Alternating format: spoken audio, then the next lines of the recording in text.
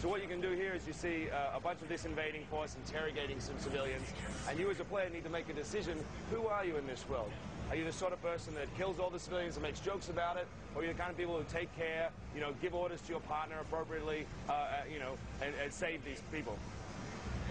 We tried to put choice in every element in the game, so here you can see he ordered his buddy to go grab that guy as a hostage. He was the superior officer, so the other guy surrendered, and now you can even go up and tie him up. If you wanted to, you could execute him, but, you know, again, it's asking that question of who are you, and who are you when nobody's watching?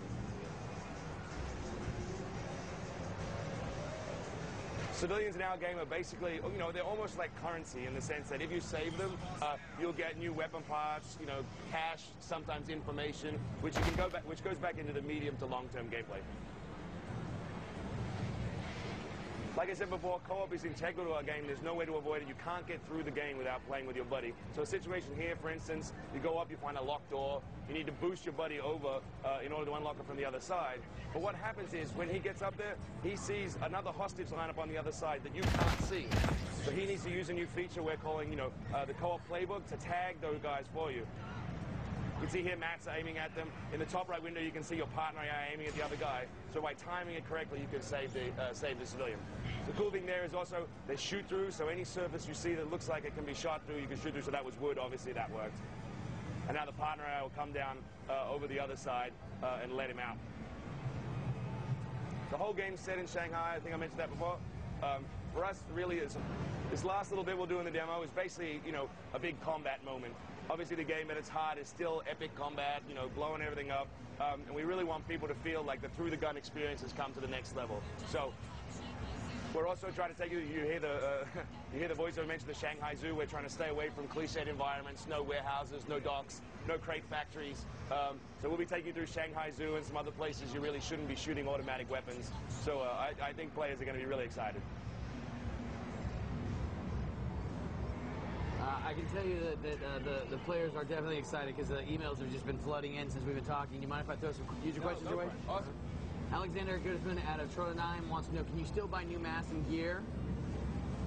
Weapon customization is huge for us this time. We call it Lego with guns. And basically it means that any part of any gun can be recombined with any other gun. We've also added hundreds of new parts over the top of that. Everything from, you know, high-tech, new devices, all the way down to Coke bottle silencers and bayonets that you might find on the ground. So you can do more customization, I think, with the guns than any other game out there. At the same time, we're not doing the armor stuff because we want the guys to feel like they're in the middle of a disaster. As time passes in the game, they'll get more and more beaten up. So we don't want you customizing their gear, but we really are going to the next level with the guns. Danny Morgan from London wants to know, the camera in the first Army of Two was kind of hard when attacking people in really close combat. What has been done to solve this problem, you guys?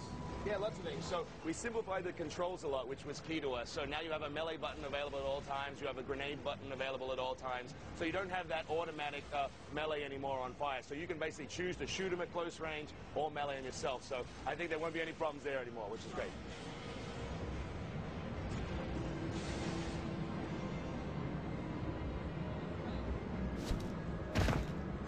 Leon Lim out of Malaysia wants to know, will there be vehicles like in the first game? We decided early on that we really wanted to focus on making the gunplay and the characters as powerful as possible and put all of our energy there. So we're not actually going to have any vehicles in the new game.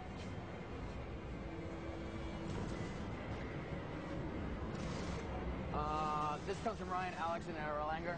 He said he noticed on his connection he had some trouble sometimes with the speed and the I guess the servers themselves. Yeah. Have you guys seen that and addressing it now? Well, we've been, you know, EA's always evolving their online service, so I think this time it should be fine. We're also, just so that everyone knows, we're addressing the problem of America not being able to play against Europe. So this time everyone all around the world will be able to play together, which we're really excited about.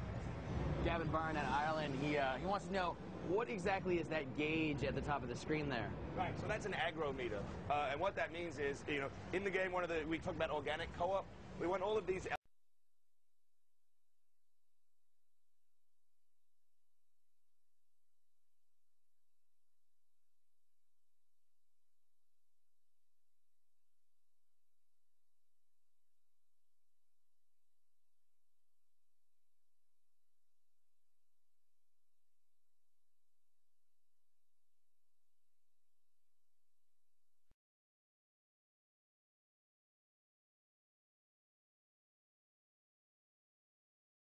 I think the controls are super simple and super clean. I'm really happy. One thing worth mentioning, actually, is that because it's an automatic cover system, if you've ever played a cover game where you get sucked in the cover, all the time. Yeah, we've solved that problem in our game, at least, by if you hold down A and you move to sprint, you'll automatically vault objects or run through objects. But if you release close to cover, you'll automatically slide in. So we feel it's very fluid and very simple. Nice.